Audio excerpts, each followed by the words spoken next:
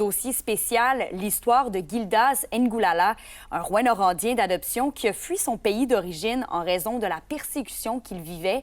Mais finalement, il est forcé d'y retourner par le gouvernement canadien. Anthony, bon, c'est une lourdeur administrative là, qui cause tout ça. Oui, Kémilia, là, je vous fais une petite mise en contexte pour comprendre la situation. C'est donc en novembre 2022 que débutent les ennuis de Gildas. Ce dernier prend part à ce moment avec ses confrères à des manifestations pacifiques à l'encontre du régime autoritaire de son gouvernement. Peu de temps après leur action politique, plusieurs d'entre eux sont intimidés, arrêtés, même que certains disparaissent tout simplement. Après des mois sous pression, il se rend aux forces de l'ordre le 9 mars 2023, oui, il est menotté sur le champ, emprisonné, puis battu et même torturé par ses geôliers. Oui, puis après 3 jours de calvaire, bon là, il sera relâché de prison finalement. Oui, il est libéré le 12 mars 2023 et après une semaine plus tard, sa décision de quitter le pays est prise. Il laisse donc derrière lui sa femme, ses 2 jeunes enfants. Il leur promet qu'il se retrouverait un jour au Canada. Gildas posera le pied pour la première fois au Canada le 21 mars 2023, pensant être en sécurité pour toujours. La réalité le rattrape le 4 juin dernier et ce, grâce à un stratagème orchestré par le service frontalier. Il sera donc à nouveau menotté et forcé de retourner dans son pays où une mort quasi certaine l'attendrait. Voici mon reportage. Gildas Ngulala est un homme dans la quarantaine, époux aimant et père de 2 enfants en bas âge. Ce dernier travaillait depuis presque 2 ans comme menuisier pour Blais Industries à Rouyn-Noranda.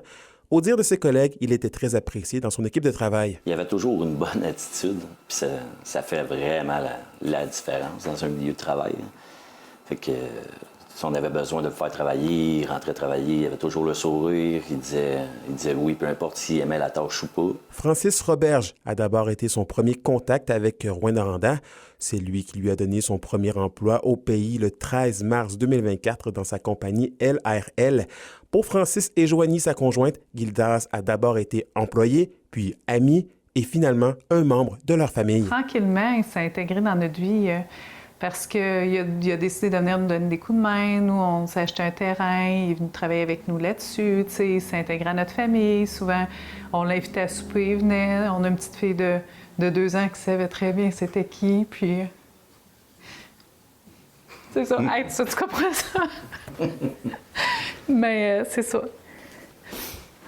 Le 4 juin 2025 restera gravé dans la mémoire de Gildas. Cette date représente le jour où le Canada lui a dit non avant de l'expulser en République du Congo, son pays natal, un pays où un destin funeste pourrait bien l'attendre. Ils m'ont dit, de toute façon, il n'y aura pas de justice. Il n'y aura pas de justice. Tu connais comment est-ce que fonctionne la République. Il n'y aura pas de justice, on peut tout faire. Et pour ton information, partout où tu iras, on saura là où tu es et on t'aura. Arrivé le 21 mars 2023 par le chemin Roxham, Gildas a fui l'Afrique où ses positions politiques l'ont amené à être intimidé, arrêté, puis torturé par les autorités congolaises. De 2022 à 2023, il aurait vécu, selon ses dires, un véritable enfer. C'était le 26 décembre à 23h 2023. Et il y a eu irruption chez moi. Les gens ont frappé à la porte. Moi, je pensais que c'était des personnes ordinaires. J'ouvre la porte, alors que c'était des militaires, ils m'ont projeté au sol.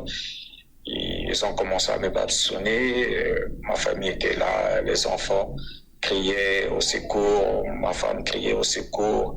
Mais personne ne pouvait venir au secours parce que c'était des hommes en uniforme, ils étaient armés. Gildas ne comprend pas la décision du gouvernement canadien de l'expulser dans ces conditions dangereuses qu'il peut prouver grâce à une série de documents qu'il nous a transmis, comme un avis de recherche officiel de la République du Congo, des photos où l'on peut le voir blessé, un certificat médical officiel prouvant ses soins, des convocations des autorités et plusieurs témoignages troublants de ses proches. En ce sens, qu'est-ce qui explique son renvoi? Nous avons contacté l'Agence des services frontaliers du Canada en charge du dossier pour en comprendre davantage. L'agence a refusé nos demandes d'entrevue, prétextant par courriel que tout renseignement personnel est protégé par la loi sur la protection des renseignements personnels. L'agence mentionne toutefois qu'elle a l'obligation légale de renvoyer dès que possible tout étranger qui sont interdits de territoire au Canada en vertu de la loi sur l'immigration et la protection des réfugiés. Le tout peut sembler contradictoire, alors que l'agence précise aussi que le Canada dispose d'un système internationalement reconnu pour offrir refuge aux personnes qui fuient la persécution dans leur pays d'origine. Gildas avait entrepris avec Joseph Djemba Kanjo, un consultant de l'agence CESCIC, Consultation à l'immigration canadienne basée à Montréal, des démarches d'immigration. Et selon M. Djemba Kanjo, la raison de son renvoi s'explique en raison des délais. Lorsqu'une personne est reçue par l'agent de services frontaliers, il a 15 jours pour déposer sa demande d'erreur et il a 15 autres jours pour fournir des preuves. Donc la majorité des preuves qu'il a obtenues, dont notamment les avis de recherche, les primitifs du tribunal et tout ça, et les avis de convocation, tous ces documents-là ont été obtenus hors délai. En résumé, Gildas a présenté le 12 avril 2023 une demande d'examen des risques avant renvoi, un document exigé par le Service d'immigration, réfugiés et citoyenneté Canada pour prouver les dangers qu'encourt une personne si cette dernière est refoulée dans son pays.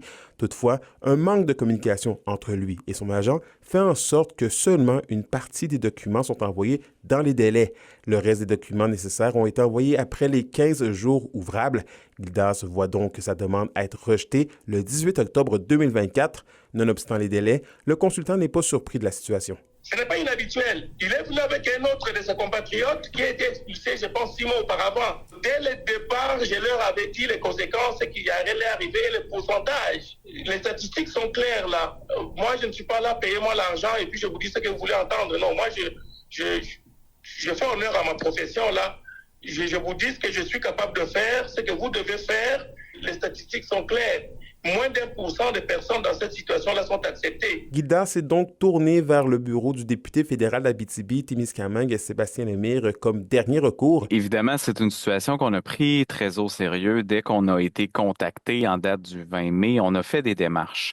Évidemment, comme bureau de député, on a accès à certains contacts qu'on peut avoir dans l'appareil gouvernemental et dès lors, on voulait s'assurer que les informations complémentaires pertinentes au dossier en question puissent faire l'objet d'une révision de la demande ou de l'acceptation du statut, ce qui n'a pas pu se rendre pour des raisons qui m'échappent avec l'Agence des services frontaliers. Ces éléments-là de preuve n'ont pas pu être considérés dans la décision finale et ça, c'est quelque chose que je déplore malgré les efforts qu'on a fait auprès du cabinet du ministre du RCC. Bien que Sébastien Lemire confirme vouloir continuer ardemment les démarches pour amener Gildas au Canada, il confirme que son dossier n'est pas unique. Ça arrive malheureusement plus fréquemment qu'on voudrait.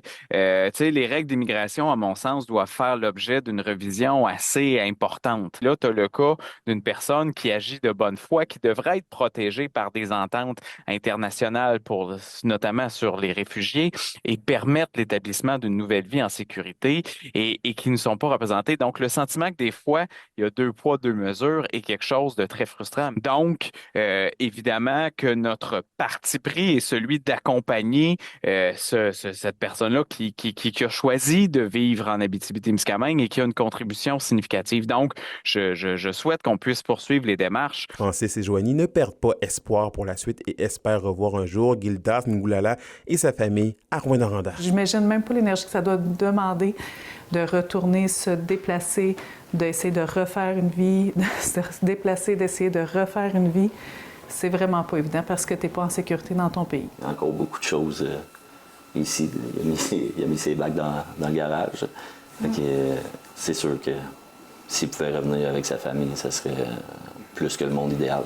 Le couple souhaite que le gouvernement fasse preuve d'une plus grande part d'humanité dans ce genre de dossier à l'avenir. Gildas Ngulala se trouve présentement dans un endroit qu'on ne peut dévoiler en raison des risques pour sa sécurité. Il tente d'y amasser les milliers de dollars nécessaires afin de retrouver sa femme et ses 2 enfants. C'est donc une nouvelle course contre la montre pour Gildas et sa famille qui souhaiteraient passer les fêtes cet hiver ici, au Canada. Anthony Dallaire, RNT Nouvelles, Rouyn-Noranda.